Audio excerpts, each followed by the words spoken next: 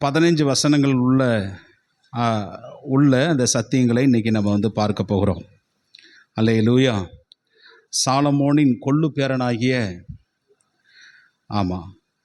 பேரனாகிய ஆசாராஜாவை குறித்து இன்றைக்கி தியானிக்க போகிறோம். இவர் ஒரு நல்ல வெரி குட் ராஜா. ஆமேன்னு சொல்லுங்க பார்க்கலாம். அல்லேலூயா. ரொம்ப நல்ல ராஜா. அவரை குறித்து நம்ம இந்த 14ஆம் அதிகாரத்தில் நம்ம தியானிக்க போகிறோம். சாலமோன் ராஜானுடைய கொள்ளு பேரவர். சாலமோன் ராஜா ரெகோபயாம் பெற்றார். ரெகோபயாம் அபியாவை பெற்றார். அபியா பார்த்தீங்கன்னா, அபியா ராஜா அதாவது தாவீதை போலவோ மகன் செய்ததை போலவோ ஒன்றும் ஒரு பெரிய விஷயங்கள் எல்லாம் ஒன்றும் செய்யலை. அவர் அங்கங்கே அதாவது சின்ன சின்ன வேலைகளையெல்லாம் கட்டினார், கொஞ்சம் யுத்தம் பண்ணினார். அந்த ரிலீஜியன்ஸ் அப்படிங்கிற வரும்போது பார்த்தீங்கன்னா சுத்தம் டோட்டலாகவே ஒன்றும் பண்ணலை. ஆனால் அவங்களுடைய மகன் ஆசா ராஜா ஒரு நல்ல சிறப்பான ஒரு ராஜா, ஒரு நல்ல ஒரு ராஜா. அவரை குறித்து இன்றைக்கி அவர் எப்படி என்னென்னமெல்லாம் செய்தார் என்பதை நம்ம இந்த 14ஆம் அதிகாரம் 3 பிரிவாக பிரித்து நம்ம தியானிக்க போகிறோம். 1வது வசனத்திலிருந்து 5வது வசனம் வரைக்கும் ஹிஸ் பைட்டி, அவருடைய பக்தியை குறித்து நம்ம பார்க்க போகிறோம். 2வது 6வது வசனத்திலிருந்து 8வது வசனம் வரைக்கும் ஹிஸ் பாலிசி, அவருடைய கொள்கை குறித்தும் அவர் சீரமைத்த காரியங்களை குறித்தும் நம்ம பார்க்க போகிறோம். 3வது பார்த்தீங்கன்னா அதாவது ஹிஸ் பாஸ்பரிட்டி அண்ட் விக்ட்ரி, 9வது வசனத்திலிருந்து 15வது வசனம் வரைக்கும் செழிப்பும் வெற்றியும் அப்படிங்கிறத அந்த அந்த அந்த வேத பகுதிகளிலே நம்ம பார்க்க போகிறோம். அல்லேலூயா. முதல் பகுதியில் பார்த்தீங்கன்னா ஹிஸ் பைட்டி, அவருடைய பக்தி மார்க்கம், பக்தியை குறித்து இங்கே நம்ம பார்க்கிறோம். வாசிங்க பார்க்கலாம். அபியா தன் பிதாக்களோடு நித்திரையடைந்த பின் அவனை தாவீதி நகரத்தில் அடக்கம் பண்ணினார்கள். அவன் ஸ்தானத்திலே அவன் குமாரனாகிய ஆசா ராஜாவானான். இவனுடைய நாட்களில் தேசம் 10 வருஷம் அமெரிக்கையாக இருந்தது. ஆசா தன் தேவனாய கர்த்தரின் பார்வைக்கு நன்மையும் செம்மையுமானதை செய்தான். அந்நிய தேவர்களின் பலிபீடங்களையும் மேடைகளையும் அகற்றி சிகலைகளை உடைத்து விக்கிரகத்தோப்புகளை வெட்டி தங்கள் பிதாக்களின் தேவனாய கர்த்தரை தேடவும் நியாயப்பிரமாணத்தின்படி கற்பனைகளையும் செய்யவும் யூதாவுக்கு கற்பித்து யூதாவுடைய எல்லா பட்டணங்களிலும் இருந்து மேடைகளையும் விக்கிரகங்களையும் அகற்றினான். அவனுக்கு முன் ராஜ்யபாரம் அமெரிக்கையாய் இருந்தது என்று பார்க்கிறோம். ஹல்லேலூயா. முதல் பகுதியில் அவருடைய பக்தியை குறித்து நம்ம வாசிக்கிறோம். அதாவது 10 வருஷம் அவனுடைய நாட்களிலே தேசம் அமெரிக்கையாக இருந்தது என்று பார்க்க. ஆரம்ப காலங்களிலே 10 வருஷம் அமைதியாக இருந்தது. முதல் வசனத்தில் வாசிக்கிறோம். அந்த அமைதியாக இருந்த நாட்களிலே அவர் செய்த காரியங்கள் தான் இவைகள் எல்லாம். அமைதி அப்படின்னா என்னென்னா, யுத்தம் இல்லாமல் அவருக்கு இருந்துச்சு. 10 வருஷம் யுத்தம் இல்லை. நானா திசையிலும் எந்த ஒரு சத்துருவும் இவரோடு கூட யுத்தம் பண்ணவில்லை. அந்த வருஷத்தில் அவர் செய்த விஷயங்கள் தான் நம்ம இன்னைக்கு தியானிக்க போகிறோம். நல்லா கவனிங்க. அவர் நன்மையும் செம்மையுமானதை ஆண்டவருக்கு செய்தார் என்று பார்க்கும். தன்னுடைய தகப்பனாகிய எரோபயாமை போல் இல்லாமல், தன்னுடைய தாத்தா எரோபயாமை போல் இல்லாமல், தகப்பனாகிய அபியாவை போல் இல்லாமல், அவன் தாவீது ராஜாவை போல ஆண்டவருக்கு நன்மையும் செம்மையுமானதை செய்தான். ஆசா ராஜா தேவனை எப்பொழுதும் தேவனை பிரியப்படுத்தவே அவர் நோக்கமாக கொண்டிருந்தார். அடுத்தது என்னன்னா, ஆசா ராஜா சிங்காசனத்தில் அவர் உட்கார்ந்த போது தாவீது ராஜாவை போலவே ஒரு ஆசீர்வாதமான ஒரு சீர்திருத்தத்தை, ரிஃபார்மேஷன், அதை செய்தார். அல்லேலூயா. ஒரு மறுசீரமைப்பை தேசத்திலே செய்தார் என்று பார்க்கிறோம். அந்த மறுசீரமைப்பு என்னென்னலாம் பண்ணார்னா, நீங்கள் வாசித்து பாருங்க. 3வது வசனத்தில் இருக்கிறது, அந்நிய தேவர்களின் பலிபீடங்களையும் மேடைகளையும் அகற்றி சிலைகளை உடைத்து விக்கிரகத்தோப்புகளை வெட்டினார் என்று பார்க்கிறோம். அப்போ இது சாலமோன் ராஜாவினால் வந்தது தான். இந்த மேடைகள், இந்த விக்கிரக ஆராதனைகள், இவைகள் எல்லாம் யெரொபெயாம் நாட்களில் சிலதெல்லாம் இருந்துச்சு. சாலமோன் கொண்டு வந்த அந்த மேடைகள் மலைகள் தோறும் தன்னுடைய 1000 பொண்டாட்டிக்கு கோயில் கட்டி கொடுத்தாரு. அந்த அந்த கோயில்களையெல்லாம், மேடைகளையெல்லாம், விக்கிரக தோப்புகளையெல்லாம் அவன் இடித்தார் என்றும் அதை சீர்படுத்தினார். எல்லாத்தையும் இடித்து தள்ளி தரமட்டமாக்கி ஒரு பெரிய மறுமலர்ச்சியை தேசத்தில் அவர் உண்டாக்கினார். அது மாத்திரமல்ல, இவருடைய தாய் என்று எழுதப்பட்டிருக்கிறது. ஒரு வசனத்தை நீங்கள் வாசித்து பாருங்கள், என்னோடு கூட சேர்ந்து. என்னோடு கூட நீங்கள் வாங்க. 1 ராஜாக்களின் புஸ்தகம் 15ஆம் அதிகாரத்துக்கு ரெண்டு பக்கமும் நம்ம பேச போகிறோம். இது யூதா ராஜாக்களுடைய வரலாறை இந்த 4ஆம் புஸ்தகம் நமக்கு நல்ல டீட்டெயிலாக சொல்லும். 2 பகுதியிலிருந்து நம்ம பேச போகிறோம். நீங்கள் கவனிங்க. அந்த 15ஆம் அதிகாரத்தில் 11, 12, 13வது வசனத்தை நீங்கள் வாசித்து பாருங்கள், பார்க்கலாம். செம்மையானதை செய்தான், அவன் இலட்சியான புணர்ச்சிக்காரரை தேசத்திலிருந்து அகற்றி. இலட்சியான புணர்ச்சிக்காரர், அதாவது ஆங்கில பைபிளில் ஒரு கமாண்டில் படித்தேன், என்னென்னா சோதோமிஸ்ட். அவங்களாம் சோதோம் கொமரா பார்த்தீங்களா, ஆணுக்கு ஆணு பெண்ணுக்கு பெண் அவலட்சணத்தை நடப்பின கூட்டத்தார் என்று அவங்க சோதோமிஸ்ட்னே எழுதப்பட்டிருக்கிறது. அப்படிப்பட்ட கூட்டத்தாரை என்ன செய்தானா, அகற்றினான் என்று பார்க்கிறோம். பாருங்க, அங்கிருந்து அவர்களை அகற்றி தன் பிதாக்கள் உண்டு பண்ணிற நரகலான விக்கிரகங்களை எல்லாம் விலக்கினான். இந்த பாருங்க, இன்னொரு வசனத்தை வாசிட்டு வந்த 1 ராஜாக்கள் 14ஆம் அதிகாரம் 23, 24வது வசனத்தை வாசிங்க. அவர்கள் உயர்ந்த சகல மேட்டின் மேலும் பச்சையான சகல மரத்தின் கீழும் மேடைகளிலும் சிலைகளிலும் தோப்பு விக்கிரகங்களையும் தங்களுக்கு உண்டாக்கினார்கள். புலர்ச்சிக்காரர்கள் இருந்தார்கள்.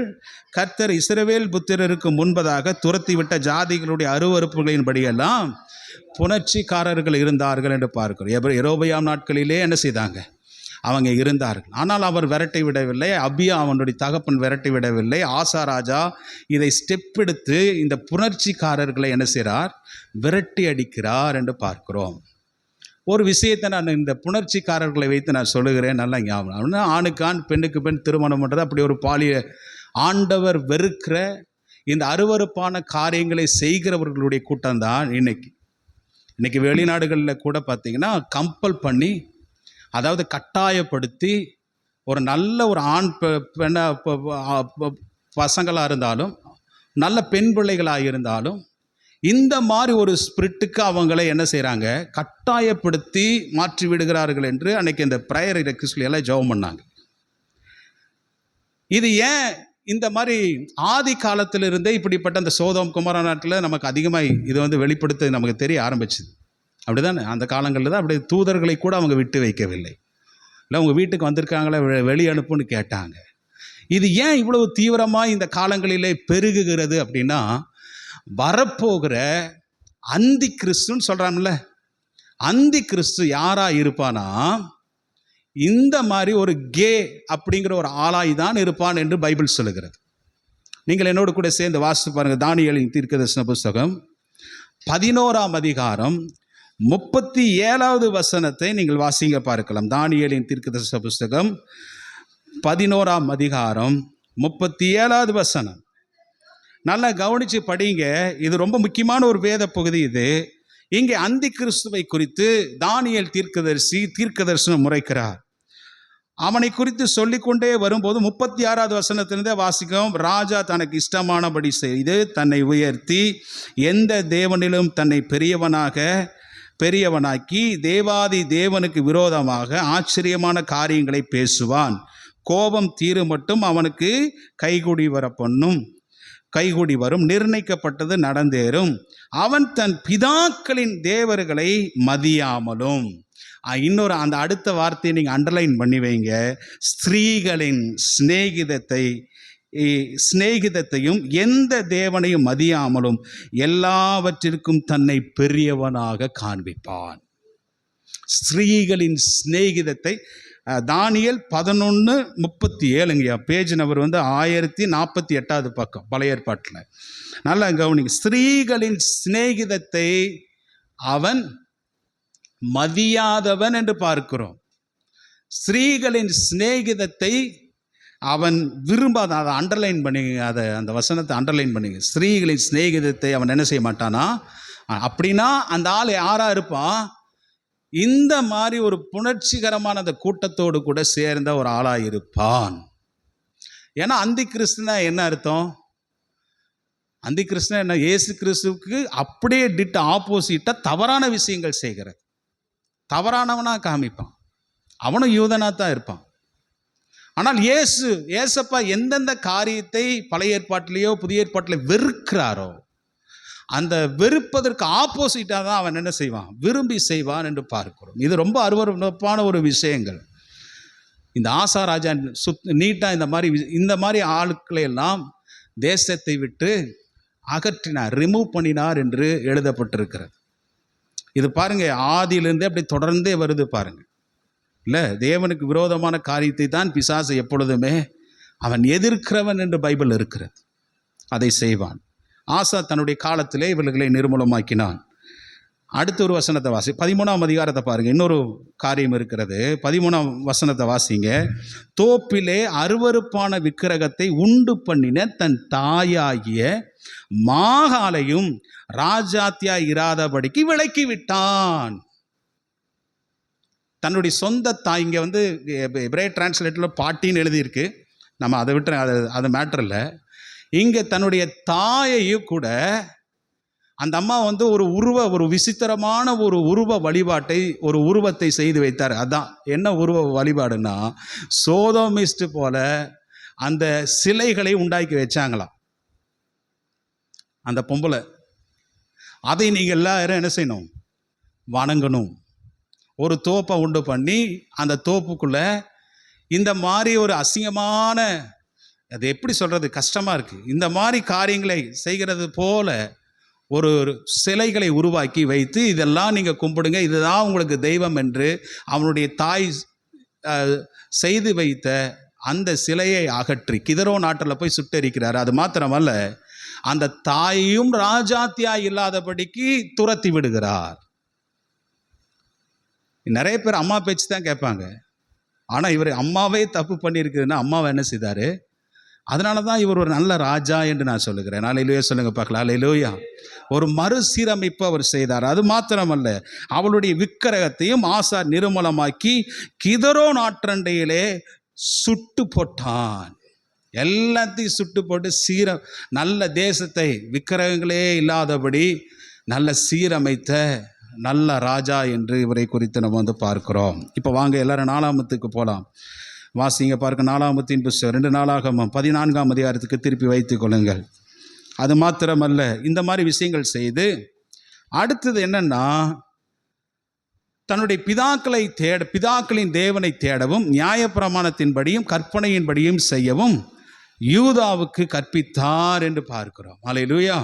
அவர் டீச் பண்ணுறார். என்னது? தங்கள் பிதாக்களின் தேவனாகிய கர்த்தரை தேடவும் நியாயப்பிரமாணத்தின்படியும் கற்பனையின்படியும் செய்யவும் யூதாவுக்கு கற்பித்தார். நீங்கள் கட்டாயமாக நியாயப்பிரமாணத்தை பின்பற்றணும், கற்பனைகளை கைக்கொள்ளணும், அதை விட்டு வலது புறமும் இடதுபுறமும் சாயக்கூடாது அப்படிங்கிற இஸ்ரவேல் ஜனங்கள் மறந்து போன, யூதா ஜனங்கள் மறந்து போயிருந்த அந்த நியாயப்பிரமாணத்தையும் கட்டளைகளையும் தேவனுடைய நியமங்களையும் மறுபடியும் கொண்டு வந்து இதைத்தான் நம்ம செய்யணும், இது மேலே வாஞ்சையாக இருக்கணும், இப்படி தான் நீங்கள் கை கொள்ளணுங்கிற விஷயத்தை அவர் என்ன செய்தார்? கொண்டு வந்து என்று பார்க்கிறோம். அது மாத்திரமல்ல, யூதாவுடைய எல்லா பட்டணங்களும், யூதாவில் இருக்க என்னென்ன பட்டணங்கள் இருந்ததோ எல்லா பட்டணங்களிலும் இருக்கிற மேடைகளையும் விக்கிர தோப்புகளையும் அகற்றி நான் அவனுக்கு முன்பாக ராஜ்யம் அமெரிக்கையா இருந்தது. அல்லேலூயா. எல்லாம் அகற்றினான். அவன் பெரிய அந்த கேபிட்டல் சிட்டியில் மாத்திரமல்ல, எருசலேமில் மாத்திரமல்ல. அல்லேலூயா. எருசலேமின் தலைநகரம், ஆமாம், இஸ்ரவேலின் எருசலேம் இருந்ததில் அந்த எருசலேம் யூதாவின் தலைநகரம் எருசலேமாக இருந்தது. அந்த எருசலேமில் மாத்திரமல்ல, எங்கெங்கெல்லாம் யூதர்கள் வாழ்ந்தார்களோ, எங்கெங்கெல்லாம் பெஞ்சமின் ஜனங்கள் கோத்திரங்கள் இருந்தார்களோ எல்லா பட்டணங்களிலும் இருக்கிற விக்கிரக தோப்புகளை எல்லாம் நிர்மூலமாக்கி என்று நம்ம பார்க்கிறோம். இப்படி செய்தபடினாலே அவனுக்கு அந்த நாட்களிலே கர்த்தர் இளைப்பாறுதலை கொடுத்தார். சீரமைப்பு நடந்தது. ஆமென் சொல்லுங்க. ஹல்லேலூயா. ஃபர்ஸ்ட் பார்ட் ரெண்டாவது பார்ட்டில் என்னென்னா 6வது வசனத்திலிருந்து 8 வசனங்கள் வரைக்கும் கர்த்தர் அவனுக்கு இளைப்பாறுதலை கட்டளையிட்டதனால் அந்த வருஷங்களில் அவனுக்கு விரோதமான யுத்தம் இல்லாதிருந்தது. தேசம் அமெரிக்கையாக இருந்தபடியால் யூதாவிலே அரணான பட்டணங்களை கட்டினான். அவன் யூதாவை நோக்கி, தேசம் நமக்கு முன்பதாக அமர்ந்திருக்கையில் நாம் இந்த பட்டணங்களை கட்டி அவைகளுக்கு அலங்கங்கள், கோபுரங்கள், வாசல்களை உண்டு பண்ணி தாழ்பால்கள் போடவும் பலப்படுத்துவோமாக நம்முடைய தேவனாய் கர்த்தரை தேடினதனால் சுற்றிலும் நமக்கு இளைப்பாறுதலை கட்டளையிட்டார் என்றார். அப்படியே கட்டினார்கள், அவர்களுக்கு காரியம் வாய்த்தது. அல்லேலூயா சொல்லுங்க பார்க்கலாம். அல்லேலூயா, அல்லேலூயா. இங்கே நம்ம வாசிக்கிறோம், அவருடைய பாலிசியை குறித்து நம்ம வாசிக்கிறோம், அவருடைய கொள்கையை குறித்து வாசிக்கிறோம். என்ன அப்படின்னா, அவருக்கு கர்த்தர் அந்த 10 வருஷத்தில் இளைப்பாறுதலை தந்தபோது அடுத்த வேலை செய்ய ஆரம்பிக்கிறார். இன்னைக்கு அதாவது இந்த இளைப்பாறுதல் எப்படி வந்துச்சு அப்படிங்கிறதையும் அவர் சொல்றார். எப்படி வந்ததா? நாம் கர்த்தரை தேடின போது இந்த இளைப்பாறுதல் வந்தது. ஆமென் சொல்லுங்க பார்க்கலாம். அல்லேலூயா. அவர் சொல்றாரு, நாங்கள் கர்த்தரை தேடின போது காரியங்களை கர்த்தர் வாய்க்க பண்ணுவார். கர்த்தரை தேடுகிற மனுஷனுக்கு தானே காரியங்கள் வாய்க்க பண்ணுவார். ஆண்டவர் தெளிவாக இந்த இடத்துல சொல்கிறார், யாரெல்லாம் வாஞ்சியாய் கர்த்தரை தேடுகிறார்களோ, நித்தமும் அவருடைய சமூகத்தை தேடுகிறார்களோ, அந்த குடும்பத்துக்கு எல்லா நன்மைகளும் ஆசாராஜாவை போலவே என்ன செய்யும்? நடக்க ஆரம்பிக்கும். இதுதான் என்னன்னா முக்கியமான விஷயம். ஆசீர்வாதத்துக்கு முக்கியமான விஷயமே முதலாவது தேவனுடைய ராஜ்யம், அவருடைய நீதியை தேடு, அப்பொழுது இவைகள் எல்லாம் உனக்கு கூட கொடுக்கப்படும். அதை செய்தார். தேவனை தேடின போது எங்களுக்கு இளைப்பாறுதலை ஆண்டவர் கொடுத்தார் என்று ராஜா சொல்றார். நல்லா கவனிங்க, ராஜாக்களுக்கு இளைப்பாறுதல் கிடைச்சதுன்னா, இப்போ நமக்கே ஒரு இளைப்பாறுதல், ரெஸ்ட் கிடைக்கும். நல்லா ஒர்க் பண்ணிட்டு இருக்கிறீங்க, பயங்கரமான ஹார்ட் ஒர்க் பண்ணுறீங்க. நமக்கு எல்லா மனுஷனுக்கும் இளைப்பாறுதல் தேவைப்படும். ஒரு நாள் யுத்தம் இல்லாமல், வேலை இல்லாமல் கொஞ்சம் சும்மா இருக்கணும் அப்படின்னு என்ன செய்வீங்க? பிள்ளைகளோடு குடும்பத்தோடு கூட ரெஸ்ட் எடுக்கும். அப்போ அந்த டைமில் நம்ம என்ன பண்ணுவோம்? நீங்களும் நானும் பிளான் பண்ணுவோம், அப்படி தானே? என்ன பிளான் பண்ணுவோம்? எங்கேயாவது வெளியே போகணும், பிக்னிக் போகலான்னு பிளான் பண்ணுவோம். அடுத்தது நம்ம குடும்பத்தோடு கூட இருக்கணும்னு பண்ணுவோம். நல்லா வீட்டில் நல்லா மட்டன் கறி அதெல்லாம் சாப்பிட்டுட்டு நல்லா தூங்கி எந்திரிக்கணும்னு நம்ம என்ன செய்வோம்? பிளான் பண்ணுவோம். அதான் நம்முடைய இளைப்பாறுதல். அதானே?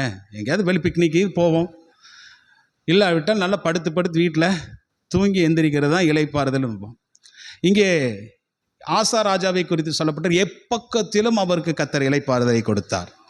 எப்பக்கம் மீன்ஸ் நானா திசையிலும் அப்படின்னு இருக்கு. இன்னொரு ஆவிக்குரிய அர்த்தம் இருக்குது. என்னன்னா, உடல்ல சரீர பிரகாரமான ஒரு இளைப்பாறுதல், மனம் அவருக்கு ஒரு இளைப்பாறுதல், குடும்பம் வாழ்க்கையில் ஒரு இளைப்பாறுதல், அது அடுத்து நாட்டு தேசத்திலும் இளைப்பாறுதலை கர்த்தர் என்ன செய்தார்? கொடுத்தார். எங்கே நமக்கு பிரச்சனை இருந்தாலும் நம்ம பாதிக்கும். நாடு பிரச்சனையாக இருந்து குடும்பம் நல்லா இருந்தாலும் பிரச்சனை தான். இல்லை, நாடும் குடும்பமும் நல்லா இருந்து சரீரம் பிரச்சனையாக இருந்தாலும் நமக்கு உடலும் பிரச்சனை தான். ஆகவே இங்கே பைபிள் சொல்லுது, ஆண்டவர் ஆசா ராஜாவுக்கு நானா பக்கம் இருந்தும் கர்த்தர் இளைப்பாறுதல் கூட உடல் மூலமாக, திரும்ப சொல்ல, மனம், குடும்பம், நாடு, எல்லா பக்கத்திலும் இருந்தும் கர்த்தர் இளைப்பாறுதலை கொடுத்தபடியால் அந்த இளைப்பாறுதலை நேரத்தில் ராஜா தூங்காம அங்கே இங்கேயும் போகாம இல்லை என்ன செய்தார்னா, அவர் அடுத்த ப்ராஜெக்ட் பண்ண ஆரம்பித்தார். அடுத்த விஷயம், அடுத்த ஒரு என்ன ப்ராஜெக்ட் பண்ண ஆரம்பித்தார்னா, அவர் அலங்கங்களை கட்டினார். ஆமென் சொல்லுங்க பார்க்கலாம். அல்லேலூயா. தேசத்தில் அவர் எருசலேம் பட்டணத்தில் யூதாயாவில் அலங்கங்களை கட்டினார். அல்லேலூயா. நீங்கள் வாசித்து பாருங்கள். இப்போ மேலே 6வது வசனத்தினுடைய கடைசி பகுதியை வாசிங்க. அவன் அமெரிக்கையா இருந்தபடினால் யூதாவிலே அரணான பட்டணங்களை கட்டினான். அரணான பட்டணங்கள்னா என்ன? தனக்கு பாதுகாப்புக்கு ஒரு பட்டணத்தை கட்டினான். எதிரிகள் உள்ளே வரக்கூடாத அளவுக்கு பட்டணத்தை கட்டினான். கீழே இருக்கிற வசனத்தை, அவன் யூதாவை நோக்கி, 7வது வசனம் பாருங்க, தேசம் நமக்கு முன்பதாக அமர்ந்திருக்கையில் நாம் இந்த பட்டணங்களை கட்டி அவைகளுக்கு காம்பவுண்ட் வால், அலங்கங்கள், கோபுரங்கள், வாசல்களை உண்டு பண்ணி தாழ்பால்களை போட்டு பலப்படுத்துவோமாக என்று சொன்னார். ஹல்லேலூயா. பட்டணங்களை கட்டுவோம், அலங்கங்களை கட்டுவோம், கோபுரங்களை கட்டுவோம், வாசல்களை உண்டு பண்ணி தாழ்பால்களை, தேசத்தில் உள்ள அரண்களின் தாழ்பால்களை, அலங்கத்தின் தாழ்பால்களை பலப்படுத்துவோமாக என்றான். ஹல்லேலூயா. அவன் இளைப்பார் சும்மா இருக்கவில்லை, அடுத்த ப்ராஜெக்ட் பண்ணினார். ஆமென். மற்றவங்க மேலே அது இதுன்னெல்லாம் செய்யல. தாவீது ராஜாவுக்கு கர்த்தர் 2 சாமுவேல் 7ஆம் அதிகாரம் 1 வசனத்தில் வாசிக்கிறோம், கொஞ்சம் ரெஸ்ட் தாவீதுக்கு இருந்தபோது தாவீது என்ன பிளான் பண்ணாரு தெரியுமா? ஆண்டவருக்காக ஒரு ஆலயத்தை கட்டணும்னு ஒரு பிளான் பண்ணார். ஆமென் சொல்லுங்க. ஹல்லேலூயா. நீங்க வேணா அதை படிச்சு பாருங்க. ஆண்டவர் எனக்கு இளைப்பாறுதல் கொடுத்திருக்கிறதுனால தீர்க்கதரிசியை கூப்பிட்டு வர சொல்லி அவரிடத்துல பேசுறாரு, டிஸ்கஸ் பண்றாரு. எனக்கு கொஞ்சம் இளைப்பாறுதலை கர்த்தர் தந்தபடினாலே எனக்குள்ள மகா பெரிய பிளான் இருக்குது, கர்த்தருக்கு ஒரு ஆலயத்தை நான் கட்டலாமா. ஹல்லேலூயா. ஆண்டவர் தாவீதை பார்த்து பெருமையோடு கூட பேசுகிறார். யாருக்குமே இல்லாத சிந்தனை, யாருக்குமே இல்லாத எண்ணங்கள், கர்த்தருக்கு அவ்வளோ பெரிய ஆலயத்தை கட்ட வேண்டும் என்கிற வாஞ்சை உனக்குள்ள வந்ததே. மோசேக்கு இல்லை, யோசுவாவுக்கு இல்லை, முற்பிதாக்களுக்கு யாருக்கும் இல்லாத ஒரு தரிசனம், ஒரு வாஞ்சை வந்ததே. ஹல்லேலூயா. ஹல்லேலூயா. நான் என்னைக்காவது யார்கிட்டையாவது நான் கேட்டேனா, எனக்கு ஒரு பெரிய ஆலயத்தை கட்டுங்க, கேதுரு மரத்தால் எனக்கு உண்டு பண்ணி ஆலயத்தை கட்டுங்கன்னு யாரிடத்துலையாவது நான் கேட்டேனா? நாத்தான் தீர்க்கதரிசி சொல்றாரு, யாரிடத்துலையும் கேட்கல.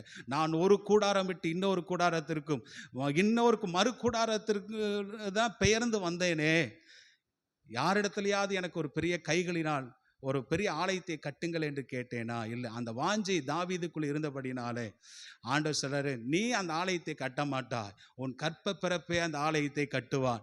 ஏனென்றால் நீ அநேக ரத்தம் சிந்தி இருக்கிறதுனாலும், இன்னும் தேசத்தை நீ பிடிக்க வேண்டிய காரியங்கள் அநேகம் இருப்பதினாலும் அந்த விஷயத்தை நீ செய்ய வேண்டாம். உன் தேசத்தை நீ பலப்படுத்து, அதுக்கு காம்பவுண்ட் வால் போடு, கோபுரங்களை கட்டு, ஹல்லேலூயா, தாழ்பால்களை நீ பலப்படுத்து. நீ அதுக்கு பிறகு உன்னுடைய மகனுக்கு பல வருஷங்கள் என்ன செய்வேன், ரெஸ்ட் கொடுப்பேன், இளைப்பாறுதல் தரும், அவன் நாட்களில் யுத்தம் இல்லாமல் இருக்கும், அந்த சமயத்தில் அவன் ஆலயத்தை கட்டுவான் என்று. இப்படி ஒரு தேவனுக்காய் அவனுக்குள்ள அந்த வாஞ்சை இருந்தபடினாலே கர்த்தர் தாவீதுக்கு ஒரு சர்ப்ரைஸை வைத்திருந்தார். என்ன சர்ப்ரைஸ்? ஆண்டவர், நான் உனக்கு ஒரு வீட்டை கட்டுவேன் என்றார். அது சாதாரணமான வீடல்ல, உனக்கு நிலையான வீட்டை கட்டுவேன் என்றார். அந்த நிலையான வீட்டிலே தாவீதின் மூலமாக இயேசு கிறிஸ்து எனும் இரட்சகர் இந்த உலகத்திலே பிறப்பார் என்கிற அந்த நிரந்தர வீட்டை நான் உனக்கு தருவேன் என்று ஆண்டவர் தாவீதுக்கு சொன்னார். ஹல்லேலூயா. அந்த தாவீது சொல்றார், ஆண்டவரே, நான் எம்மாத்திரம், என் குடும்பம் எம்மாத்திரம். ஆமென். ஹல்லேலூயா. ஆடுகளுக்கு பின்பதாக திரிந்த என்னை நீர் கொண்டு வந்து இந்த சிங்காசனத்தில் உட்கார வச்சிருக்கிறீர் ஆண்டவரே, நானும் என் குடும்பமும் இதற்கு தகுதியே அல்ல. வெகு காலத்தை குறித்ததான தரிசனத்தை என்னிடத்தில் நீர் சொன்னீரே என்று ஆண்டவர் சொன்னார். இன்னைக்கும் அதனால தான் ஏசப்பாவை நம்ம சொல்லும்போது ஆபிரகாமின் குமாரனும் தாவீதின் குமாரனும் ஆகிய இயேசு கிறிஸ்துவனுடைய வம்ச வரலாறு என்று பார்க்கிறோம். தாவீதின் சிங்காசனத்தை அவருக்கு இயேசு கிறிஸ்துவுக்கு கொடுத்தார் என்று. ஆமென். ஸ்தோத்திரம். லூக்கா 1ஆம் அதிகாரம் 35வது வசனம் நினைக்கிறேன், அந்த வசனத்திலே நம்ம வந்து வாசிக்கிறோம். ஹல்லேலூயா. ஆமா, ரெஸ்ட் இருந்த போது உல்லாசமா இருக்கவில்லை, சுகபோகமா இருக்கவில்லை. நெக்ஸ்ட் ப்ராஜெக்டை அவர் என்ன செய்தார், பண்ணினார். ஏனென்றா அடுத்தது சத்துருக்கள் நம்முடைய தேசத்துக்குள்ள வரக்கூடாது. ஹல்லேலூயா. ஆமா, அலங்கத்தை கட்டினார், நல்ல தேசத்துக்கு பாதுகாப்பை கர்த்தர் உண்டாக்கினார், தாழ்பால்களை அவர் பலப்படுத்தினார் என்று பார்க்கிறோம். தாழ்பால்களை பலப்படுத்தினார். ஆமென். இது ஆவிக்குரிய அர்த்தம் என்ன தெரியுமா? உபவாசத்திலும் ஜெபத்திலும் இளைப்பாறுதல் கிடைக்கும் போது. ஆமென். ஹல்லேலூயா. பிள்ளைகளோடு ஸ்பெண்ட் பண்ணுவது ஒன்றும் தப்பு கிடையாது. ஹல்லேலூயா. நம்ம மனைவியோடு கூட ஸ்பெண்ட் பண்ணுவது ஒன்றும் தப்பு கிடையாது. ஆனால் அதே நேரத்தில் தேவனோடு கூட நமக்கு எதிர்காலத்திலே வருகிற எல்லா தீமைகளுக்கும் நாசமோசங்களுக்கும் ஆண்டவர் நம்மை தப்பித்துக்கொள்ள, குடும்பத்தை தப்பித்துக்கொள்ள, சபையை தப்பித்துக்கொள்ள, நாட்டை நம்ம தப்பித்துக்கொள்வதற்காக நம்ம தாழ்பால்களை பலப்படுத்த வேண்டும், ஆலங்கங்களை கட்ட வேண்டும். ஹல்லேலூயா. நம்ம இப்போ பலப்படுத்தி கொண்டாதாங்க, இப்பொழுது பலப்படுத்திட்டாதான் பின்னாடி நமக்கு பிசாசோடு கூட யுத்தம் பண்ணுவதற்கு ஈஸியாக இருக்கும், அவனை ஈஸியாக மேற்கொள்ளலாம். ஆமென், ஹல்லேலூயா. ஆமா, ஆண்டவருடைய நாமம் மகிமைப்படுவதாக. ஆகவேதான் அவர் அது மாத்திரமல்ல, அலங்கங்களை கட்டினது மாத்திரமல்ல, தேசத்திலே ஒரு கிட்டத்தட்ட பார்த்தீங்கன்னா 3 லட்சம் ப்ளஸ் வந்து அஹ், அஹ், ஆட்களை என்ன செய்தான், திரட்டினான் என்று பார்க்கிறோம். 8வது வசனத்தை நீங்கள் வாசித்து பாருங்க. 14ஆம் அதிகாரம். யூதாவிலே பரிசையும் ஈட்டியம் பிடிக்கிற 3 லட்சம் பேரும். ஈட்டி பரிசை பிடிக்கிற 3 லட்சம் பேர். பெஞ்சமினிலே கேடகம் பிடித்து வில்லை நாணேற்றுகிறது 2,80,000 பேர். அப்போ 5,80,000 பேர் என்ன செய்றாரு? ஆமா, பராக்கிரமசாலிகளை ரெடி பண்றாரு. அந்த இளைப்பாறுதலின் காலத்திலே ஒன்று தேசத்தை பலப்படுத்தினார், அரண்களை எல்லாம் கட்டினார், அது பாதுகாப்பை உண்டு பண்ணினார், தாழ்பால்களை பலப்படுத்தினார். அடுத்தது என்னன்னா, எதிரிகளோடு கூட யுத்தம் பண்ணுவதற்காக 5,80,000 படை வீரர்கள் பராக்கிரமசாலிகளை அவர் உருவாக்கினார். ஆமென் சொல்லுங்க பார்க்கலாம். அல்லேலூயா. உருவாக்குற வேலையை அவர் செய்தார். ஆமென். அவர்கள் சாதாரணமானவர்கள் கூட பராக்கிரமசாலிகளாய் மாறி விடுவார்கள். அந்த அளவுக்கு அவர் உருவாக்குற வேலையை செய்தார். இன்னைக்கு நம்முடைய சபையினுடைய வேலை என்ன தெரியுமா? நெக்ஸ்ட் ஜெனரேஷனை யுத்தம் பண்ணுவதற்காக நம்ம வந்து உருவாக்க வேண்டும். ஹல்லேலூயா. சத்துருக்களோட அடுத்த ப்ராஜெக்ட் நம்ம பண்ணோம். நம்ம சபை நம்ம வந்து நமக்கு ரெஸ்ட் கொடுத்தா நமக்கு இப்போ இளைப்பாறுறதெல்லாம் இருக்கும். ஒரு பெருசாக ஒன்று வேலையெல்லாம் ஒன்றுமே சாதிக்கலை. நம்ம எல்லாரும் இன்னும் சாதிக்க வேண்டிய விஷயங்கள் நிறையா இருக்கிறது. நம்ம சபையில் யுத்த புருஷர்களை எழுப்ப வேண்டும். ஹல்லேலூயா. பராக்கிரமசாலிகளை எழுப்ப வேண்டும். அவர்கள் அடுத்த சத்துருக்களோடு ஒளிமுக வாசலிலே நின்று சத்துருக்களோடு கூட நாணமடையாமல் யுத்தம் பண்ணுவதற்காக அவர்களை ஏற்படுத்த வேண்டும். ஹல்லேலூயா. இந்த வேலையை ஆசா ராஜா செய்தார்.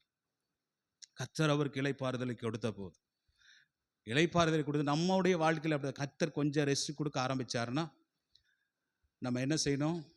நல்ல வேதத்தை படிக்கணும், நல்ல உபவாசம் பண்ணி ஜெபம் பண்ணணும், குடும்பத்துக்காக ஜெபம் பண்ணுங்க, சபைக்காக ஜெபம் பண்ணுங்க, தேசத்துக்காக நம்ம ஜெபிக்கணும். ஆமே, அந்த ஜெபங்கள் தான் நம்ம பாதுகாக்கும். எனக்கு இது சடவுன் வீட்டில் பண்ணிட்டா, அதை நம்ம ஏரியாவில் சடவுன் பண்ணிட்டாங்கன்னா அன்னைக்கு வந்து என்னை கையிலேயே பிடிக்க முடியாது. ஏன் அப்படின்னு எங்கேயும் போய் ஒழிச்சிக்க மாட்டேன். பைபிளை எடுத்து எவ்வளவு சாப்டர் என்னால் படிக்க முடியுமா, பைபிளில் எத்தனை சாப்டர் படிக்க முடியுமோ அத்தனை சாப்டரையும் நான் படிப்பேன். ஹல்லேலூயா. காலையில் உட்கார்ந்தேன்னா மத்தியானம் வரைக்கும் படிச்சுட்டு சாப்பிட்டுட்டு கொஞ்சம் அந்த உண்ட மயக்கம் இருக்கும், அப்படியே தூங்கி எழுந்திரிச்சு திரும்ப பைபிள் படிச்சுட்டு பிள்ளைங்க வர்ற வரைக்கும் அந்த பைபிளை படிப்பேன். வசனங்கள் படிக்க ஆரம்பிச்சு. எனக்கு இது சடவுன்னா எல்லாருக்கும் துக்கமாக இருக்குது, எனக்கு ரொம்ப சந்தோஷமாக இருக்கும். ஹல்லேலூயா. எனக்கு படிக்கிறதுக்கு நிறைய டைம் கிடைக்கும். ஆமென். எதையுமே பார்க்க வேண்டிய ஒரு அவசியம் கிடையாது. வசனத்தில் நம்ம என்ன செய்யணும்? நம்ம தேரணும், ஜபிக்கணும். ஜபித்து உள்ளான மனுஷனில் நம்முடைய தாழ்பால்களை பலப்படுத்தி நமக்கு அலங்கங்களை கட்டி பாதுகாப்பை நம்ம உண்டு பண்ண வேண்டும் இளைப்பாறுதலின் நேரத்தில். ஹல்லேலூயா. ஆமாம். இப்படி இது 3வது விஷயம். அவர் என்ன, அவருடைய கொள்கை இந்த மாதிரி அவருடைய பாலிசி அப்படி இருந்ததாக நம்ம வந்து பார்க்கிறோம். ஹல்லேலூயா. 3வது விஷயம் பாருங்க, அவரது செழிப்பும் அவருடைய வெற்றியும் என்று பாருங்க. ஹிஸ் பாஸ்பரிட்டி அண்ட் விக்டரி என்று 9வது வசனத்திலிருந்து 15வது வசனம் வரைக்கும் நம்ம வந்து வாசிக்க முடியும். நல்லா கவனிங்க. அதாவது மனுஷனுக்கு என்னைக்குமே ஒரே மாதிரி ஈவனாகவே என்ன செய்யாது, இருக்கவே இருக்காது. நம்ம வாழ்க்கையில் மேடு பள்ளங்கள் என்பது வரதா. இன்றைக்கி நம்ம சந்தோஷமாக இருப்போம், நாளைக்கு சண்டை நமக்கு வரும். அப்படிதான் இன்றைக்கி. அப்புறம் அடுத்த நாள் சந்தோஷமாக இருப்போம், வேறு மாதிரி பிரச்சனை வரும். அதான் இந்த கடலில் அவங்க பாஸ்டர், அப்போ சிஸ்டரோட பாஸ்டர் வந்து இந்த ஷிப்பில் ஒர்க் பண்ணவர் பாஸ்டர் சங்கரன் மீஞ்சூரில் இருக்காங்க, இன்றைக்கி இருக்கார். அவர் என்கிட்ட பேசுவார். அவரை கூட்டிகிட்டு வெளியெல்லாம் போகும்போது சொல்லுவார், கடல் ரொம்ப அமைதியாக இருக்குதுன்னா நம்ம கடலை நம்பவே கூடாது அப்படிம்பார். நமக்கு பரவாயில்ல, அலையே இல்லை, சந்தோஷமாக இருக்குது, ரொம்ப ஹாப்பியாக இருக்குது, இப்படியே இருந்தால் நல்லா இருக்குமே அப்படின்னு நினைக்கக்கூடாது. இந்த அமைதிக்கு பிறகு ஒரு புயல் என்ன செய்ய போகுது, வரப்போகுது அப்படிம்பார் பாஸ்டர். எனக்கு அது வரைக்கும் அது மாதிரியெல்லாம் தெரியவே தெரியாது. அவர் தான் சொல்லுவார். ரொம்ப அவர் சொல்கிற கடல் விஷயங்களெல்லாம் சொல்லும் போதெல்லாம் ரொம்ப ஆச்சரியமாக இருக்குது. ஒரு பெரிய புயலுக்காக இது அமைதியாக இருக்குது. அதே போல தான் இவர் 10 வருஷம் அமைதியாக இருந்தார். 10 வருஷம் நீ ஏன்டா அமைதியாக இருக்கிற, இன்னும் கடவுளை தேடணும் அப்படிங்கிறதுக்காக ஒரு சத்துரு ஒன்று வந்தான் பாருங்க. எத்தியோப்பியா தேசத்திலேருந்து வந்தான். இந்த மேரை பள்ளத்தாக்கில் வந்து படையெடுத்து எத்தனை பேர் நினைக்கிறீங்க? 10,00,000 பேரை கூட்டிட்டு வந்துட்டான் சண்டை போடுறதுக்கு. இல்லை, 10,00,000 பேர் அந்த மேரை பள்ளத்தாக்கில் நின்று வந்து நிற்கிறான். இவங்க கிட்ட எவ்வளோ பேர் இருக்காங்க யுத்த புருஷர்கள்? வெறும் 5,80,000 பேர் இருக்காங்க. 10,00,000 பேர் எங்க? 5,00,000 பேர் எங்க? நல்லா யோசிச்சு பாருங்க. ஆனாலும் இந்த ஆசா ராஜா அவங்களுக்கு முன்பதாக எல்லா 5,80,000 பேரை பெரட்டி நிற்கிறான். ஒரு மடங்கு அவங்க அதிகமாகவே இருக்கிறாங்க. அங்கே பாளையத்தில் இருந்து அந்த பேட்டில் கிரவுண்டில் இருந்து ஒரு ஜெபத்தை அவர் ஏறெடுக்கிறார். ஒரு குட்டி ஷார்ட் ஜெபம் என்ன செய்கிறாரு அவர் பண்ணுறாரு பாருங்க. என்ன ஷார்ட் ஜெபம்? இது ரொம்ப பிரபலமான வசனம். இது அந்த வசனத்தை ஒவ்வொன்றா நம்ம வந்து படிக்க போகிறோம். இதில் உள்ளான அர்த்தங்களையும் நான் உங்களுக்கு சொல்ல நான் விரும்புகிறேன். பாரு, 10வது வசனத்தை வாசிங்க. அப்பொழுது ஆசா அவனுக்கு எதிராக புறப்பட்டான். மரேசாவுக்கு அடுத்த செப்பத்தா என்னும் பள்ளத்தாக்கில் யுத்தத்திற்கு அணிவகுத்து நின்றார்கள். போய் யுத்தத்துக்கு போய் நிற்கிறார். வீட்டில் இருந்தே, தன்னுடைய அரண்மனையில் இருந்தே ஜெபம் பண்ணல. அவர் யுத்த களத்திலே போய் நின்று தேவனை நோக்கி, என்கிட்ட இவ்வளோ பேர் தான் ஆண்டவரே இருக்காங்க, என்னை விட ஒரு மடங்கு அவன் என்ன செய்கிறான், அதிகமாக இருக்கிறான்னு சொல்லி யுத்த களத்தில் போய் நின்று அவர் சின்ன ஒரு ஷார்ட் ப்ரேயர் பண்ணுறார். என்ன ப்ரேயர் பண்ணுறாரு? நம்ம எல்லாரும் சேர்ந்து அதை வாசிக்கலாம். ஒரு அந்த வசனத்தை ஃபர்ஸ்ட் வாசித்துருங்க பார்க்கலாம். ஆசா தன் தேவனாகிய கர்த்தரை நோக்கி கூப்பிட்டு, கர்த்தாவே, பலமுள்ளவனுக்காகிலும் பலனற்றவனுக்காகிலும் உமக்கு பலனற்றவனுக்காகவும் உதவி செய்கிறது உமக்கு லேசான காரியம். எங்கள் தேவனாகிய கர்த்தாவே, எங்களுக்கு நீர் துணை நில்லும். உம்மை சார்ந்து உம்முடைய நாமத்தில் ஏராளமான இந்த கூட்டத்திற்கு எதிராக வந்தோம். கர்த்தாவே, நீர் எங்கள் தேவன், மனுஷன் உம்மை மேற்கொள்ள வட்டாதிரும் என்றார். தேவனை நோக்கி ஜெபம் பண்றார். ஆண்டவரே, பலமுள்ளவனுக்காகிலும் பலனற்றவனுக்காகிலும் உதவி செய்கிறது உமக்கு லேசம்.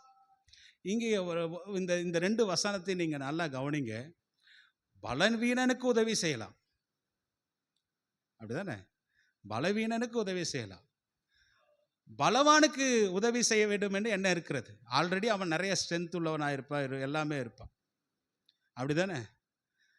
ஒருவேளை பலவீனனுக்கு உதவி செய்யலாம். பலம் உள்ளவனுக்கு எப்படி உதவி நம்ம செய்யறது?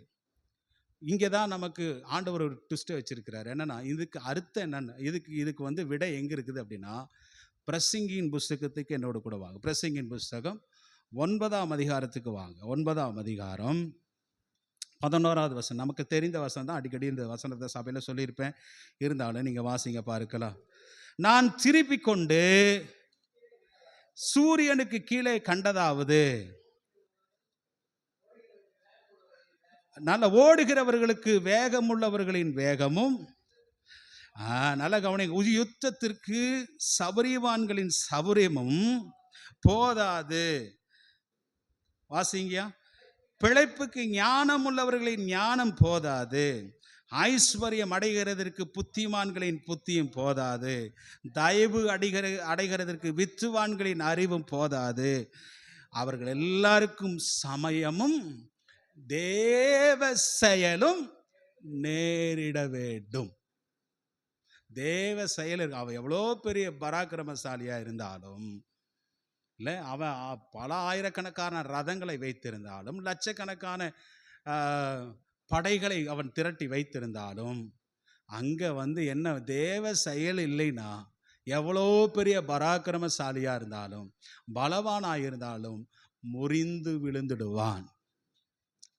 நான் சொல்றது புரிஞ்சுதா? அதனால தான் அங்கே ஆசா ராஜா சொல்றாரு, பலமுள்ளவனுக்காகிலும் பலனற்றவனுக்காகிலும் உதவி செய்கிறது ஆண்டவருக்கு லேசான காரியம், லேசான காரியம். ஆமென் சொல்லுங்க பார்க்கலாம். அல்லேலூயா. ஒரு பாட்டை பாடுறேன். பெலனுள்ளவன் பெலனில்லாதவன் யாராயிருந்தாலும் உதவிகள் செய்வது லேசான காரியம், உமக்கது லேசான காரியம். பெலனுள்ளவன் பெலனில்லாதவன் பலனுள்ளவன் பல இல்லாதவன், யாராயிருந்தாலும் உதவிகள் செய்வது லேசான காரியம். என் இயேசுவுக்கு லேசான காரியம். யுத்த காலத்தில் போய் நின்று யுத்தம் செய்யறதை விட்டுட்டு ஜெபம் பண்றாரு. ஆண்டவரே, பலனுள்ளவனுக்காகிலும் பலனற்றவனுக்காகிலும் உதவி செய்கிறது லேசான காரியம். ஆண்டவருக்கு ரொம்ப ஈஸிங்க. பைபிளில் இருக்கு. 8வது சங்கீதம் 2வது வசனத்தை நீங்கள் படிச்சு பாருங்க, பார்க்கலாம். சங்கீதங்களின் புஸ்தகம் 8வது சங்கீதம் 2வது வசனம் வாசிங்க. பகைஞனையும் பழிகாரனையும் அடக்கி போட தேவரீர் உம்முடைய சத்துருக்களின் நிமித்தம் குழந்தைகள் பாலகர் வாயினால் எனக்கு பலனுண்டு பண்ணினீர். அமன். இங்க வாசிங்க. பகைஞனையும் பழிகாரனையும் அடக்கி போட கர்த்தர் யாரை தெரிந்து கொள்கிறாராம்? ஒன்று பேபிஸ். இங்கிலீஷ் பைபிள்ல இருக்கு, ஆம்பிளிஃபைட் பைபிள்ல பேபிஸ் இருக்கு. பாலகர் அப்படின்னா நர்சிங் பேபின்னு இருக்கு. பால் குடிக்கிற குழந்தை யாரை அடக்கி போடுறதுக்கு கர்த்தர் பயன்படுத்துறாரு? ஆமென் சொல்லுங்க பார்க்கல. யாரை அடக்கி போடுறதுக்கு கர்த்தர் பயன்படுத்துறாரு? மேல பகைஞனையும் பழிகாரனையும் அடக்கி போடுவதற்காக பால் குடிக்கிற குழந்தையை கர்த்தர் பயன்படுத்துவாராம். நர்சிங் பேபியை பயன்படுத்துவாராம். குழந்தைகளை கர்த்தர் பயன்படுத்துவாராம். ஹல்லேலூயா. அவங்கனாலேயே கர்த்தர் அப்படி நமக்கெல்லாம் நம்ம குழந்தைகளை பயன்படுத்தி நிச்சயமாய் கர்த்தர் என்ன செய்வார்? ஆமா, யுத்தமா ஆண்டவரால் கூடாத காரியம் இல்லை. இது இங்கே பார்த்தா இம்பாசிபிள் மாதிரி தான் தெரியுது. ஆனால் எல்லாம் தேவனால் என்ன செய்யும்? ஏன்னா ஆண்டவர் சொல்லாத எந்த விஷயத்தையும், அதை செய்யாத எந்த விஷயத்தையும் பைபிளில் கர்த்தர் எழுதவே மாட்டார். பால் குடிக்கிற குழந்தை கூட, பால் குடிக்கிற குட்டி ஆடுகளை கூட கர்த்தர் தன்னுடைய யுத்தத்துக்கு பயன்படுத்துவார், பகைஞனையும் பழிகாரனையும் அடக்கி போடுவதற்கு. ஹல்லேலூயா. தேவனால் கூடாத காரியம் ஒன்றுமில்லை. கீழே வாசி பாருங்க, வாசிங்க பார்க்கல. குழந்தைகள் பாலகர் வாயினாலே பலனை ஆண்டவர் உண்டு பண்ணுவார். நமக்கெல்லாம் இன்னைக்கு ஸ்ட்ரென்த் இல்லை, அது இல்லை, இது இல்லைன்னு அப்படியெல்லாம் நினைக்க கூடாது. குழந்தை புல்லை வல்லவனுக்கும் என்ன அதுதான் ஆயுதமா, புல்லும் ஆயுதமாய் மாறும். ஒரு புல்லை வச்சே ஜெயிக்க முடியும். புல்லு இன்னைக்கு முளைச்சு காலையில முளைச்சு சாயந்தரம் பட்டு போகும். ஆனால் அந்த ஒரு புல்லை கொண்டே கர்த்தர் பயன்படுத்துவார் என்றார். ஹல்லேலூயா. நம்ம தேவனால் எதையும் செய்ய முடியும். அதனால தான் சொல்றா, அன்று பலம் உள்ளவனுக்காகிலும் பலமற்றவனுக்காகிலும் உதவி செய்கிறது லேசான காரியம். நம்ம சங்கீதம் 127 படிப்போம். கர்த்தர் வீட்டை கட்டாராகில் அதை கட்டுகிறவர்கள் பிரயாசம் விருதான, கர்த்தர் நகரத்தை காவாராகில் காவலாளர்கள் விருது. இதோ பிள்ளைகள் கர்த்தரால் வரும் சுதந்திரம், பலவான் கையில் இருக்கிற அம்புகளுக்கு. இது வரைக்கும் படிச்சுட்டு மற்ற வசனத்தை படிக்க மாட்டாங்க. என்ன படிக்க மாட்டாங்க? அதை படிங்கயா. அவர்கள் நாணமடையாமல். 127வது சங்கீதம் கீழே வாசிங்க. இதோ கர்த்தர் பிள்ளைகள் கர்த்தரால் வரும் சுதந்திரம், பலன்,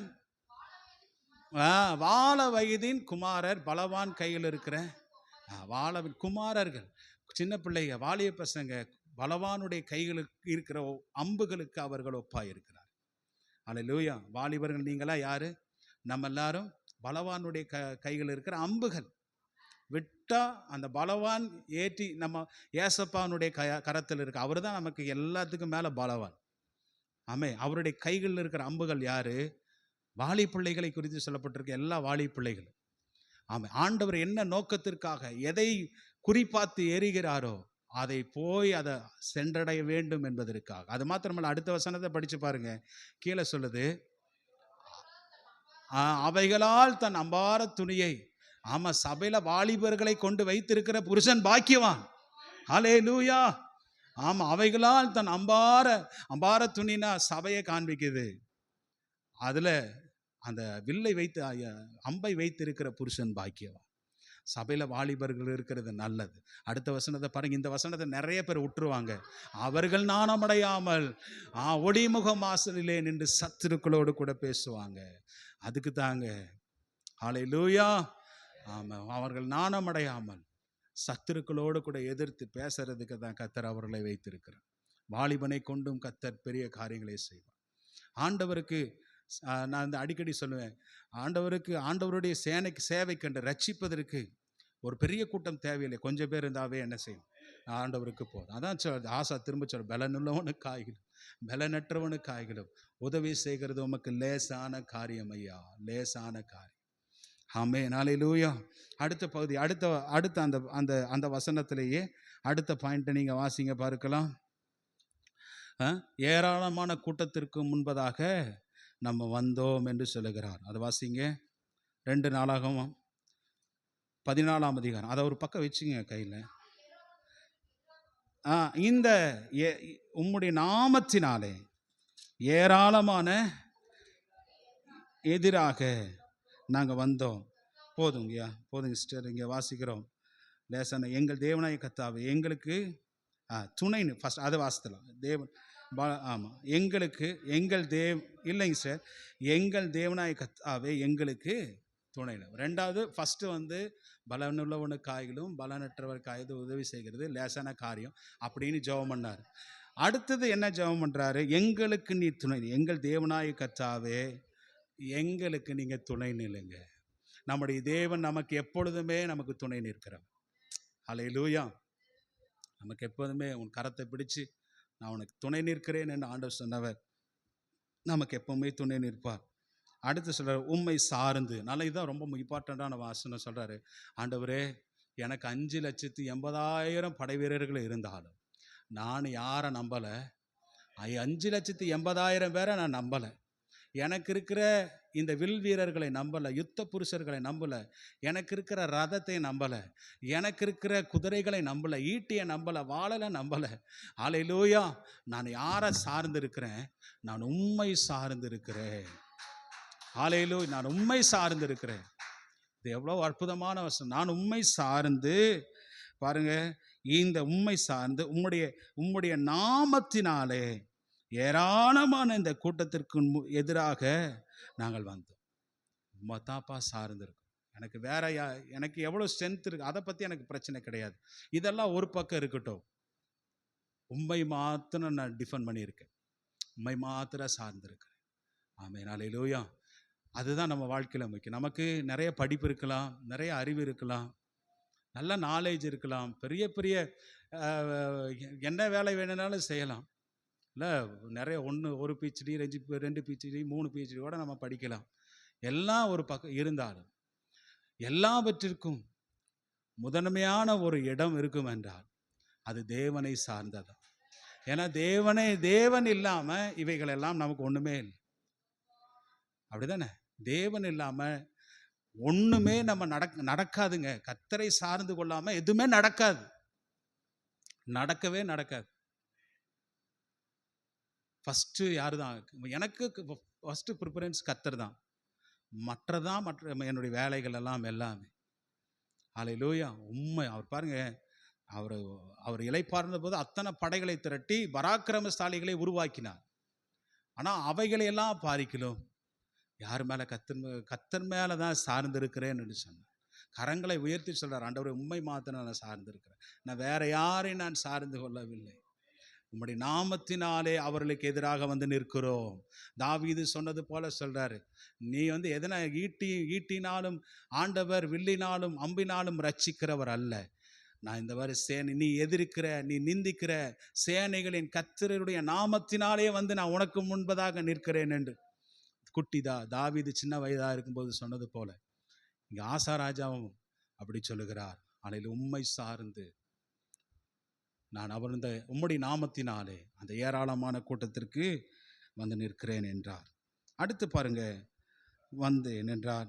அடுத்து, கர்த்தாவே நீர் எங்கள் தேவன், மனுஷன் உம்மை மேற்கொள்ள. இவருடைய ஜெபம் பாருங்க எப்படி இருக்குன்னு.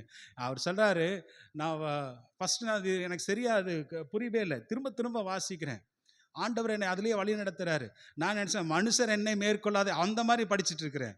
அப்புறம் ஆண்டவர் என் தலையில ஒன்று போட்டு நல்லா படினார். ஆண்டவர் நல்லா படித்தா ஆசா ராஜா என்ன சொல்ற ஜெபம் பண்றாரு, ஆண்டவரே உமக்கு உம்மை நீர் எங்கள் தேவன், மனுஷன் உம்மை மேற்கொள்ள விட்டாதேயும் என்றான்.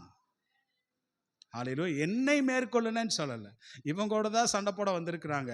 ஆனால் இவர் விண்ணப்பம் எப்படி இருக்கு? உம்மை மேற்கொள்ளாதபடி செய்யும்.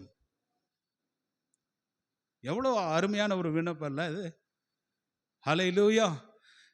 அற்புதமான ஒரு விண்ணப்பங்க இது. இந்த வார்த்தை பாருங்க, நல்லா கவனிச்சு பாருங்க. மனுஷன் எங்களை என்று சொல்லாமல் உம்மை மேற்கொள்ள விடாதிரும் என்று ஜெபிக்கிறார். உம்மை என்றால் தேவனையே நமக்கு குறிக்கிறது. ஏன்னா அவர் சொல்றாரு, இப்படி ஒருத்தர் இப்படி எழுதுறாருன்னா, எங்களுக்கு எதிராக வெற்றி பெற்றால், ஒருவேளை எனக்கு எதிராக அந்த ஜனங்கள், எத்தியோப்பிய ஜனங்கள் வெற்றி பெற்றால், அதை யாரு வெற்றி கொண்டதா இருக்கும்? உம்மை மேற்கொண்டதா இருக்கும், உம்மை ஜெயம் கொண்டதா இருக்கும். அந்த அவமானம், அந்த நிந்தையெல்லாம் எங்களுக்குரியதல்ல கடவுளே, அதெல்லாம் யாருக்குரியது? உங்களுக்குரியது என்று ஜெபம் பண்றார். இல்ல, உங்களுக்குரிய பிரச்சனை பாது. நான் அசிங்கப்பட்டேன்னா அது யாருக்குரிய அசிங்கம்? உமக்கு தான். நான் வெக்கப்பட்டேன்னா அந்த அந்த வெக்க யாருக்குரியது? உமக்குரியது. நான் கஷ்டப்பட்டு தோத்து போனேன்னா அந்த தோல்வி யாருக்குரியது? அப்ப உம்முடைய வாக்குத்தத்தங்கள் எங்க போயிருச்சு அப்படின்னு இவர் ஜெபம் பண்றார். இன்னைக்கு நம்ம வாழ்க்கையில் அப்படிதான். நமக்கு ஒரு பிரச்சனைனா அந்த பிரச்சனை யாருக்குங்க? ஆண்டவருக்கு. நமக்கு ஒரு அவமானம்னா அந்த அவமானம் யாருக்கு? எல்லாருக்கும். ஆண்டவர் பவுலிடத்துல சொல்றாரு, பவுலே, முள்ளில் உதைக்கிறது உனக்கு கடினமா, என்ன ஏன் நீ உபத்திரவப்படுத்துற? ஆனா பவுல் தேவனை உபத்திரவப்படுத்தல. தமஸ்குவில் நிருபங்களை வாங்கி சீசர்களை துன்பப்படுத்துவதற்காய், கொலை செய்வதற்காய் அவர் போனார். அப்படிதானே வாசிக்கிறோம். அப்போ ஆண்டவர் சொன்னாரு, முள்ளில் உதைக்கிற கஷ்டம், என்னையே நீ துன்பப்படுத்துற. அதே தான் இங்கே ஆசாவன் சொல்கிறார், ஆண்டவரே, இதில் நான் தோத்துட்டேன்னா இந்த தோல்வி எனக்கல்ல, உமக்குரியது. அதனால் நீங்கள் பார்த்துக்குங்க, நீங்கள் பார்த்து இருந்துக்குங்க ஆண்டவரேன்னு சொல்லி ஜெபம் பண்ணுறார். அப்போ ஆண்டவர் இறங்கி வரார். இவனுக்காக யுத்தம் பண்ணுவதற்கு இறங்கி அந்த எத்தியோப்பியர்களை ஓட பண்ணினார் என்று பாரு. 12வது வசனம். அப்பொழுது கர்த்தர் அந்த எத்தியோப்பியர் ஆசாவுக்கும் யூதாவுக்கும் முன்பதாக முறியடித்ததினால் எத்தியோப்பியர் ஓடி போனார்கள். அவர்கள் ஆசாவும் அவனோடு இருந்த ஜனங்களும் கேரார் மட்டும் துரத்தினார்கள். எத்தியோப்பியர் திரும்ப பலன் கொள்ளாதபடிக்கு முறிந்தார். திரும்பவும் ஆண்டவர் யுத்தம் பண்ணார்னா திரும்ப சத்துருக்கள் வரவே மாட்டாங்க, அவங்க முறிந்து போவார்கள். ஆமென், அல்லேலூயா. அதனால தான் திரும்ப வரக்கூடாது. இல்லை, இந்த பிரச்சனையெல்லாம் எதுக்காக கர்த்தரை, அதாவது ஆசா ராஜானுடைய வாழ்க்கையில் அனுமதிச்சாரு தெரியுமா? இன்னும் அவனை கிட்டி சேருவதற்காக, இன்னும் தேவனிடையில் அவன் வருவதற்காக, இன்னும் நெருக்கமான ஒரு ஐக்கியத்திற்காகத்தான் இந்த இடத்துல இன்னைக்கு நிறைய நமக்கு பிரச்சனை. ஒரு ஸ்மூத்தாக போயிட்டு இருக்கிற நாட்களில் ஒரு பிரச்சனை வருதுன்னா ஆண்டவரை எதை விரும்புகிறாருன்னா, நீங்கள் அந்த போராட்டத்தில் தேவனோடு கூட நெருக்கமாக இருப்பதற்காக. ஆமாம், நல்ல ஒரு ரிலேஷன்ஷிப்பை இன்னும் தேவனை சார்ந்து வாழும்படிக்கா. இப்படியே கர்த்தர் உங்களை ஃப்ரீயாக விட்டுட்டாவே தேவனை தேடாமல் மறந்து போயிடுவீங்க. அதனால தான் அப்பப்போ நமக்கு நிறைய அப் டவுன் என்ன செய்யுது, வந்துக்கிட்டே லைஃப்பில் வந்துக்கிட்டே இருக்குது பாரு. இல்லை, அப்போ அந்த பாடுகளின் நேரங்களில் தேவனை இன்னும் அதிகமாய் சார்ந்து கொள்ள வேண்டும். அப்போ பாருங்க, கர்த்தர் முறியடித்தார். இவங்கனால கொஞ்சம் பேர்த்த தப்பி விட்டுருப்பாங்க. ஆனால் கர்த்தர் யுத்தம் பண்ணும்போது, கர்த்தர் அவர்களுக்காக யுத்தம் பண்ணும்போது எல்லாரையும் திரும்ப வராதபடிக்கு, பலம் கொள்ளாதபடிக்கு முறிந்து விழுந்தார்கள். கர்த்தரும் அவருடைய சேனைக்கும் முன்பதாக, கர்த்தருக்கும் அவருடைய சேனைக்கும் முன்பு நொறுங்கி போனார்கள். அவர்கள் மிகுதியாக கொள்ளையடித்து காராரில் சுற்று பட்டணங்களை எல்லாம் முறியடித்தார்கள். கர்த்தரால் அவர்களுக்கு பயங்கரம் உண்டாயிற்று. அந்த பட்டணங்கள் எல்லாம் கொள்ளையிட்டார்கள். அவைகளில் கொள்ளை மிகுதியாய் மிருக ஜீவன்கள் இருந்த கொட்டாரங்களையும் அவர்கள் இடித்து போட்டு திரளான ஆடுகளையும் ஒட்டகங்களையும் சாய்த்து கொண்டு எருசலேமுக்கு திரும்பினார்கள். எத்தியோப்பியனுடைய பாளையத்தில் போய் எல்லாத்தையும் நிர்மூலமாக்கி அவங்க விட்டு சென்ற கூடாரங்கள், அவங்க சென்ற ஆடு மாடுகள், அவங்க வைத்திருந்த தானியங்கள், நகைகள், பணங்கள் எல்லாத்தையும் இஸ்ரவேல் ஜனங்கள் எடுத்துட்டு, யூதா ஜனங்கள் எடுத்துட்டு தன்னுடைய பட்டணத்துக்கு திரும்பினார்கள் என்று பார்க்கிறோம். சங்கீதத்தில் ஒரு வசனம் இருக்குது, என்னன்னா ஆண்டவர் சொல்றாரு, அதாவது எப்படி இருக்கு வசனம்னா, அதாவது இவ்வாறு பாவிகளின் சொத்து நீதிமானுக்காக வைக்கப்பட்டிருக்குது அப்படின்னு ஒரு வசனம் இருக்கு. அப்படிதானே? பாவிகளுடைய சொத்துக்கள், பாவிகளுடைய அந்த செல்வங்கள் யாருக்கு வைக்கப்பட்டிருக்கு? நீதிமான்களுக்கு வைக்கப்பட்டிருக்கு அப்படின்னு அந்த வசனத்தை நான் நோட் பண்ணல, சங்கீதத்தில் இருக்கு. அது போல இங்கே நடந்துச்சு. அந்த பாவிகள் விட்டு போன எல்லாமே நீதிமான்களுக்கு சொந்தமாய் கர்த்தர் அவர்களுக்கு கொடுத்து விட்டார் பார். ஆண்டவருடைய நாம மகிமைப்படுவதாக. ஆமென். ஹல்லேலூயா. ஆசா ராஜா இன்னும் பார்த்தீங்கன்னா அடுத்த வாரத்தில் இந்த 15ஆம் அதிகாரத்திலையும் இந்த 16ஆம் அதிகாரம் வரைக்கும் அவரை குறித்து இருக்கிறது. அதை குறித்து நம்ம அடுத்த வாரம் தியானிக்கலாம். இந்த வாரத்தில் இந்த 3 விஷயங்கள் நம்முடைய ஆவிக்குரிய வாழ்க்கை ஆசா ராஜாவை போலவே நம்ம என்ன செய்யணும், நம்ம ஆமாம் தேவனுக்கு பக்தியாக இருக்கணும். தேவனுடைய காரியங்களில் அந்த கொள்கையில் பாலிசி, அவருக்குன்னு சில பாலிசிகளை அதை கற்று நம்ம இளைப்பாறுகிற நேரம் கற்று நமக்கு ஒரு சின்ன ரெஸ்ட் கொடுத்தா கூட அந்த ரெஸ்ட்டை நம்ம எப்படி பயன்படுத்தணும், நம்மை பலப்படுத்தி கொள்வதற்காக, நம்முடைய குடும்பத்தை கட்டி காப்பதற்காக, நம்முடைய தாழ்பால்களை கர்த்தர் பலப்படுத்துவதற்காக அதை நம்ம சரி செய்ய வேண்டும். கடைசியாக அவர் ஏறிட்ட ஜெபத்தை போல நம்மளாலெல்லாம் நமக்கு என்ன பலன் இருக்குது, என்ன சத்து, நமக்கு இருக்கிற ஒரே எதிரி பிசாசு தான் நமக்கு எதிரியே. அப்படிதான், ஒரே எதிரி அவன் மட்டும்தான். மாம்சத்தோடு ரத்தத்தோடு நமக்கு யுத்தங்களே கிடையாது. அவனோடு கூட யுத்தம் பண்ணணும். அவனோடு கூட யுத்தம் பண்ணுவதற்கு நமக்கு தேவையான என்ன பலன் வேணுமோ அதை நம்ம தேவனிடத்துலேருந்து என்ன செய்யணும், நம்ம அந்த ரெஸ்ட் நேரத்தில், இளைப்பாறுதல் நேரத்தில் நம்ம தேவனிடத்துலேருந்து பெற்றுக்கொள்ள வேண்டும். ஆமென். நம்ம முழங்கால் படிக்கிட்டாவே போதும், அவன் தெரிச்சு ஓடி போயிடுவான். ஆமென். ஹல்லேலூயா. நம்ம அந்த காரியத்தை அவன் சின்ன அந்த மாதிரி ஜெபிக்கணும். ஆசா ராஜாவை போல ஆண்டவர் சமூகத்தில் உட்கார்ந்து ஆண்டவரை மாத்திர சார்ந்து, ஹல்லேலூயா, அவர் வாக்கு தத்தங்களை பிடித்து, ஆண்டவரே உம்முடைய நாமத்தின் நிமித்தம் நாங்கள் வந்திருக்கிறோம், ஆண்டவரே எந்த ஒரு பிரச்சனை வந்தாலும் இந்த அவமானம் எனக்கல்ல, உமக்குரியது ஆண்டவரே. நான் தோத்து போனேன்னா அது என்னுடைய தோல்வி அல்ல, அது உம்முடைய தோல்வியாக இருக்கும். ஆகவே நீங்கள் இறங்கி வாரும், எனக்காக நீங்கள் யுத்தம் பண்ணுங்கன்னு சொல்லும்போது எவ்வளோ பெரிய எத்தியோப்பியனாக இருந்தாலும் முறியடிப்பதற்கு தேவன் நல்லவராக இருக்கிறார். கர்த்தர் நம்மை ஆசீர்வதிப்பாராக. ஆமென். ஹல்லேலூயா. பலனுள்ளவன் பலனில்லாதவன்